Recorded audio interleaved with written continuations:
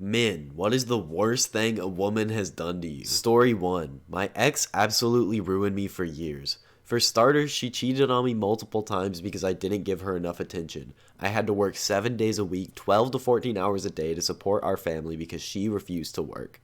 Then, when I finally had enough and divorced her, she tried forcing my son to call every man she was with his father, and would gaslight me by saying that they are better because they are here and not just every other weekend. Then, on her fourth husband, she got addicted to meth.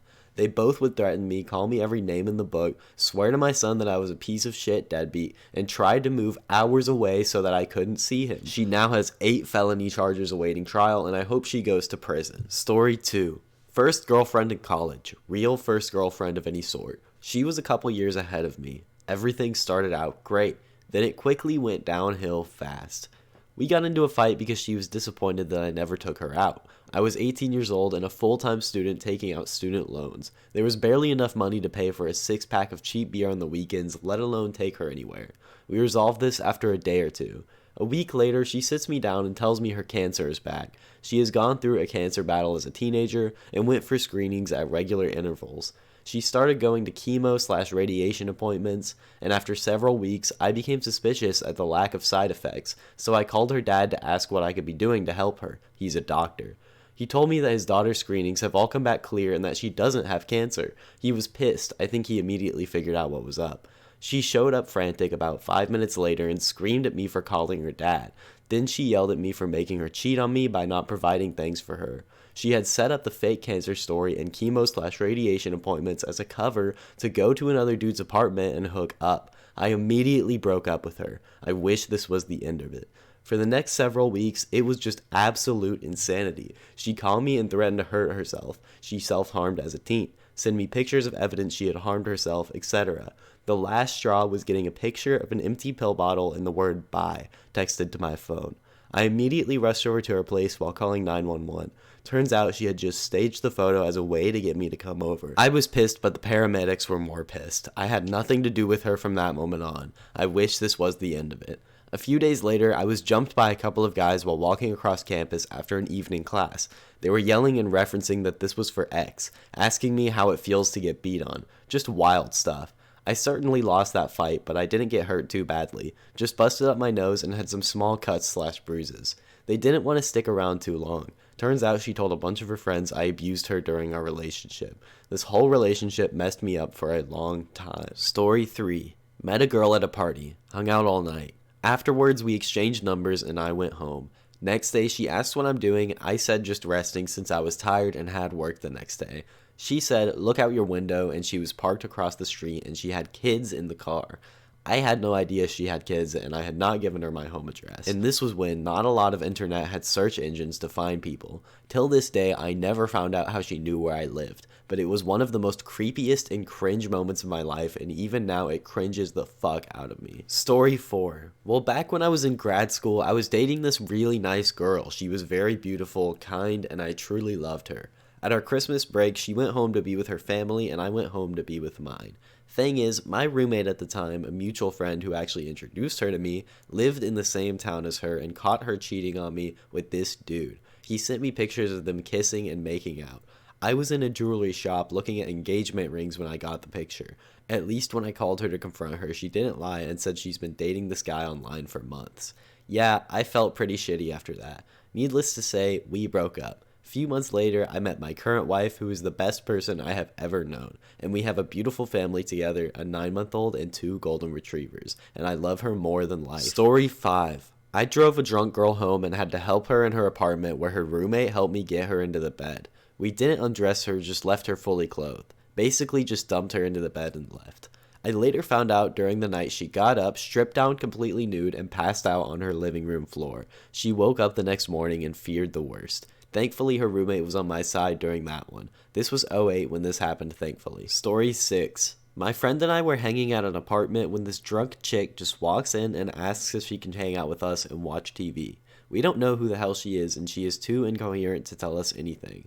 I go to a party next door and ask if they're missing anyone. When I mention the girl is drunk, one of the meatheads there tells me I should hit that. WTF. Anywho, my friend ends up getting the girl's phone from her and starts calling contacts and finally manages to get her friends over there to pick her up. I can't imagine the aftermath if she had have stayed. I do not want a drunk, strange female at my place for any amount of time if I can help it. Story 7. A girl I went to college with on the East Coast who I was friendly with but not necessarily friends with got my phone number 2 years after we had graduated. She was back living in California and I was in grad school in North Carolina. I was quite surprised to hear from her and a bit confused as to why she was calling me. She said it was to catch up. We spoke for about an hour and hung up on friendly terms with no plans for future contact. 2 days later, I am exiting my building and she and another woman are standing there with flowers and a bottle of champagne. I reacted with shock and anger and in so many words told her that she was insane for showing up unwanted like this. Next thing I know, her companion tries to break the champagne bottle over my head. It doesn't break, but it does knock me out for a loop. Bystanders intervene and campus police show up and arrest the woman who hit me. Turns out they were a lesbian couple and that the girl I knew had convinced her partner that I had agreed to get either of them pregnant. Apparently they had met one another at a facility where they were both being treated for mental breakdowns. The girl I knew from college was never charged and her partner was convicted of assault and sentenced to probation. Protection orders were granted to me against both of them. The parents of the woman I went to college with would send me apology letters and gifts for the next couple of years until I threatened them with legal action for harassment. It's been over 25 years since this happened. The attacker died several years after of a heroin overdose, and the woman I knew is now a social worker in Los Angeles.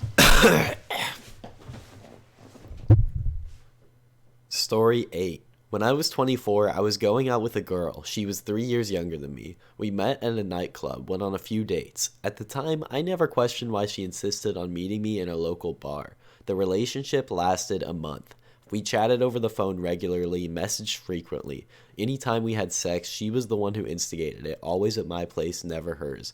Best sex I'd ever had. She'd reassured me that she was on the pill. I called her up one day and asked her if she wanted to go out to dinner. She said yes, but sounded hesitant and evasive. I asked her what's wrong, and she said she'd met someone else. His name's Stuart. Excuses, excuses. Hung up. When I got home from work, I managed to get her address out of her. Said I wanted to return her belongings, went to see her. Her old man answered the door, arms folded, frowning. "Who the fuck are you?" he snarled.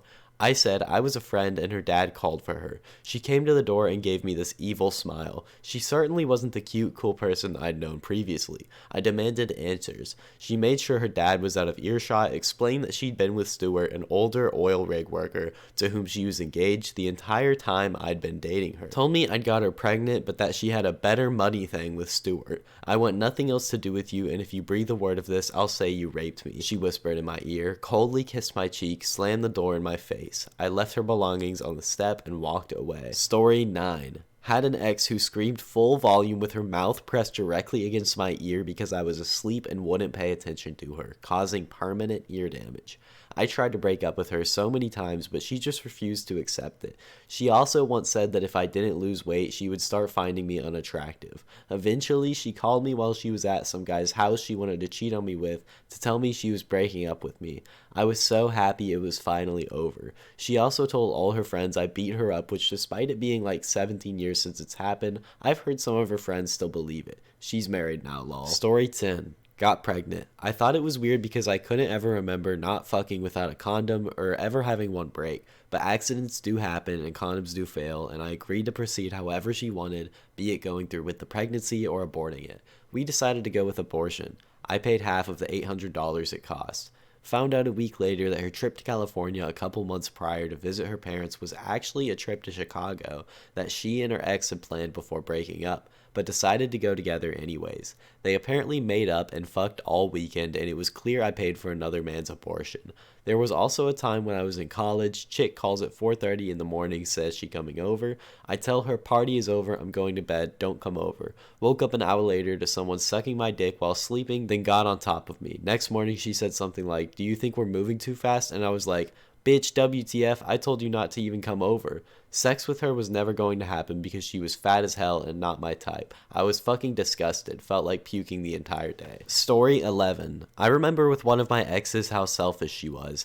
I saw one of my friends get stabbed and it really fucked with me, and she said, "You're not the only one who goes through things." Or when my mom was going through a divorce and needed help financially with the house, I obviously agreed to help because that's my mom. My ex said she's a grown woman, she can figure it out. And just the constant put down and so much more. Very toxic. Story 12. Cheated on me after 7 years together, 5 years married. Then when I found out, she accused me of DV, which she dropped a few weeks later after I signed a consent agreement under duress, took our 3 kids, and moved to the other side of the country.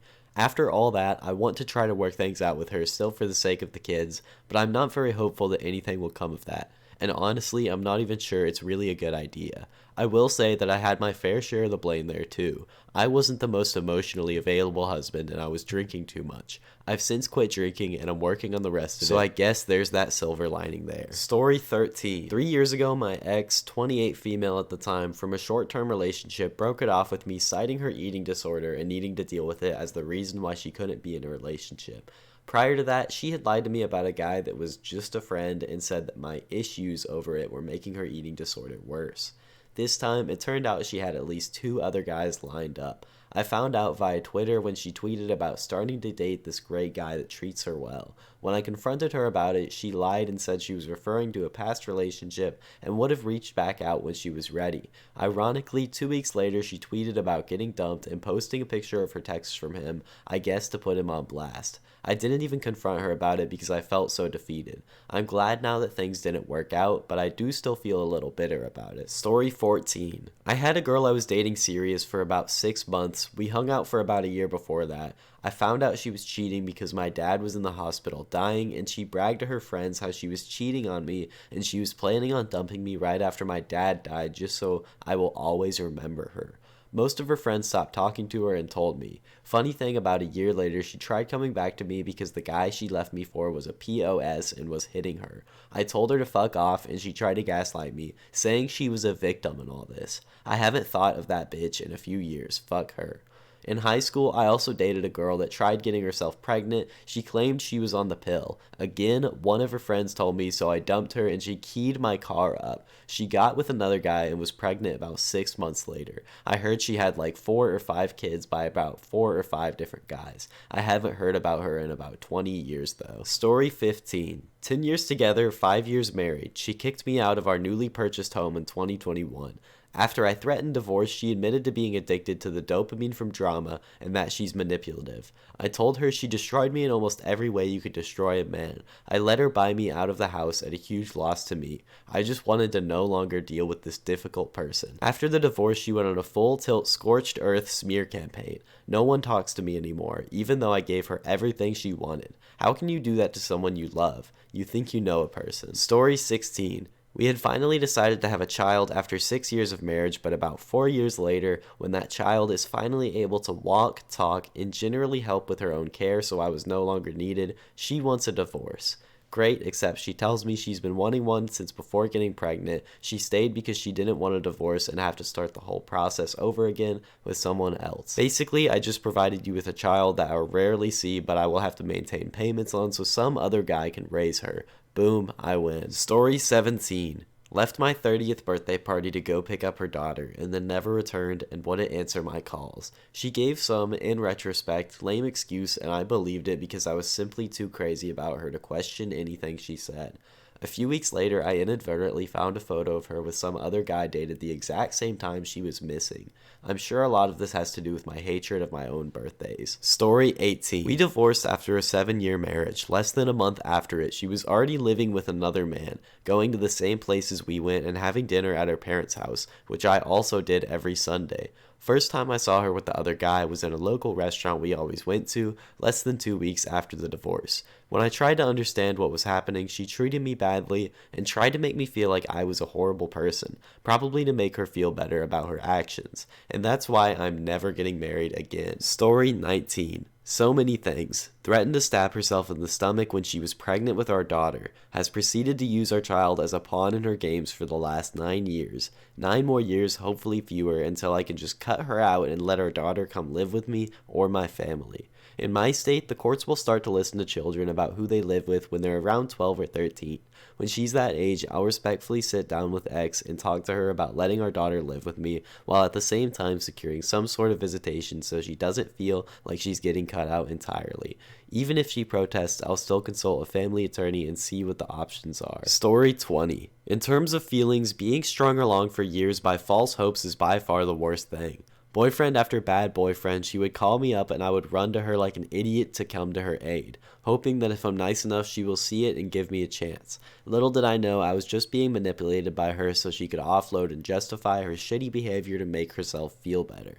Took several years until I found out that she was the one rotten in all of her failed relationships. She caused me a lot of grief and all I did was love her, but I learned a valuable lesson. Never trust a hoe. Story 21. I was dating this girl for over a year. She was my sister's best friend, so we had all known each other for years before we started dating. We were talking about getting married after college. Well, one day I drop her off at home, she decides she wants a break. Obviously, I'm totally against it, but whatever. I force her to choose after a week because I just can't deal with the stress of it anymore, and she breaks up with me. Surprise, surprise, she starts dating the just a friend guy. Fucked me up for years, and it still gives me trust issues with my now wife, who's amazing and has never given me any reason to doubt anything. Story 22. Sexually assaulted me while I was at work as a security guard at a concert. Happened when we were letting people out. She grabbed my crotch, tried to kiss me, I pulled away, her and her friends laughed and said some mean things about me probably being gay, and then left. Told my manager and he basically said, it happens, let it go, there is nothing we can do.